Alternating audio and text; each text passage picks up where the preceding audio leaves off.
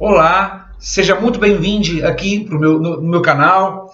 E eu quero trazer hoje aqui um assunto que eu gosto muito de falar sobre ele, de pensar sobre ele. E este assunto é ler, escrever e abstrair. Quero fazer aqui um panorama rápido com vocês de como é que a gente vivencia no nosso dia a dia coisas que a gente não pensa. Eu tenho certeza que vocês já tiveram a experiência de estarem num ponto de ônibus e lerem no ônibus. Esse ônibus vai para tal lugar, não é? Praça tal, e centro da cidade, né? Os números, né? E você identificou e fez sinal e entrou no ônibus. Tenho certeza que você já foi numa padaria e viu lá, né? Os preços, não é? Dos itens lá. Eu tenho certeza que você já leu um livro, não é? Ou parte dele, pelo menos, não é? E consegue ler, consegue entender o que está escrito, porém, você nunca parou para pensar o que você fez para chegar até esse ponto. Nós, quando nascemos, sem ter essa habilidade. Nós não falamos, nós não pensamos de uma forma como nós pensamos hoje, de uma forma racional, usando palavras. Temos um sentimento apenas ali. E aí aquela linguagem vai entrando na gente, vai fazendo a gente,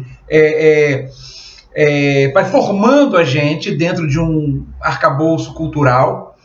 E aí daqui a pouco nós estamos arremedando palavras, arremedando sons, arremedando inflexões. E daqui a pouco começa a existir uma comunicação.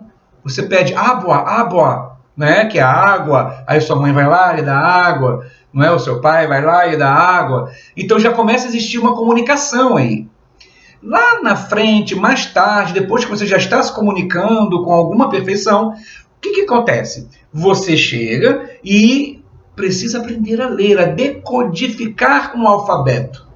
E aí você vai lendo, você vai entendendo e vai trazendo para dentro de você aquilo que está fora de você.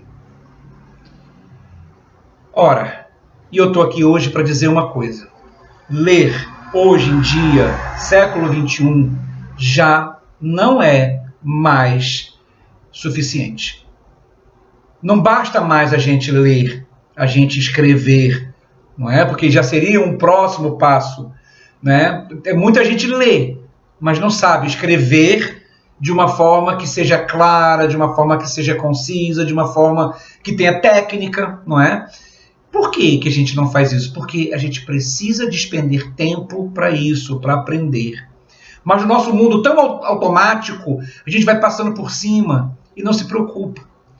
A gente escreve alguma coisa, mas a gente, de repente, se eu tivesse que montar agora uma defesa de uma opinião minha, de um posicionamento meu, será que eu saberia escrever dentro de uma técnica tal que realmente convencesse o outro que estiver lendo? Então, tudo isso requer técnica. Mas ler e, consequentemente, escrever não é suficiente. Nós precisamos aprender a abstrair. E o que é o abstrair? A abstração é a faculdade mais elevada do ser humano.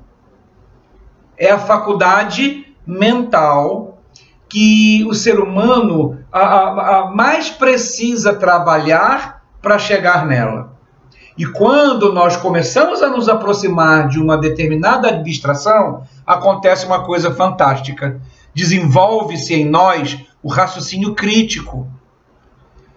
Aí nós estamos formando um raciocínio que ele fica independente das minhas opiniões pessoais, das coisas que os meus sentidos capturam, e eu passo a trazer para a razão os prós, os contras, desse lado isso, daquele lado aquilo, e aí eu tiro uma síntese disso. E aí eu posso emitir uma opinião, vamos usar essa palavra, não é a mais certa, mas vamos emitir uma opinião embasada ou baseada em uma elaboração. Agora, o que faz com que nós cheguemos nesse ponto de abstração? E eu quero trazer aqui e talvez responder a pergunta de muita gente, a pergunta que muita gente faz, né? Principalmente sobre a disciplina de matemática. Então vamos lá. Você já parou para se perguntar por que é que a gente aprende coisas na disciplina de matemática que a gente não vai usar no nosso dia a dia? A disciplina de matemática não quer que você use a fórmula de Bhaskara no seu dia a dia. Não quer que você use uma equação do segundo grau, a menos que seja necessário, que seja uma coisa do seu ramo, não é? Mas se não for, isso é pouco importante para a matemática. O que a matemática quer é fazer com que você aprenda, através de um raciocínio abstrato, a abstrair. A se entregar para uma abstração do número, por exemplo. Uma outra forma de nós abstrairmos é a poesia. A poesia, ela, através da metáfora e de outras figuras de linguagem, mas principalmente a metáfora, nós conseguimos abstrair, que é naquele momento em que eu uso uma palavra de significação contrária ao seu significado original, que vai fazer com que eu... E aí entra a abstração.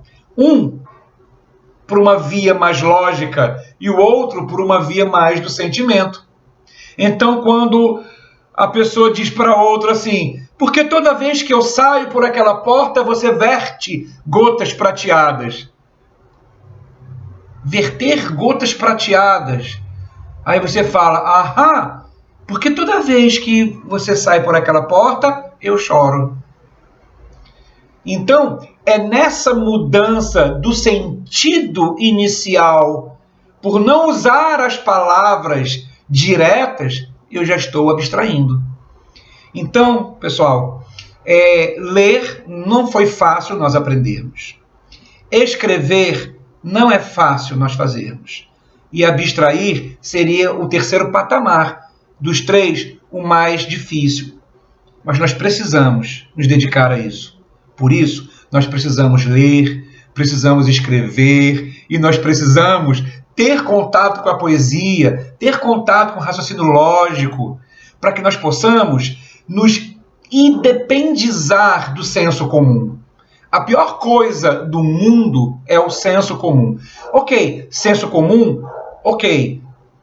Se a gente tomar um chazinho da vovó para curar uma dor de barriga, que todo mundo sabe que aquela folha, aquele chá, ele cura a gente, né? Ele alivia o nosso sintoma, o que acontece? A gente, isso é senso comum. Ok, até aí está ok. Mas lembre-se que o senso comum também dizia que era o Sol que andava pelo céu ao redor da Terra. Não é? E isso é errado. Então, a gente precisa sair do senso comum e aprender a produzir um raciocínio, raciocínio racional, um raciocínio lógico, um raciocínio que conte com abstração. Aí sabe o que vai acontecer com você? Você não vai ser enganado, você não vai ser enganada. Você vai ter um pensamento que você mesmo, que você mesma deu à luz. Vamos abstrair?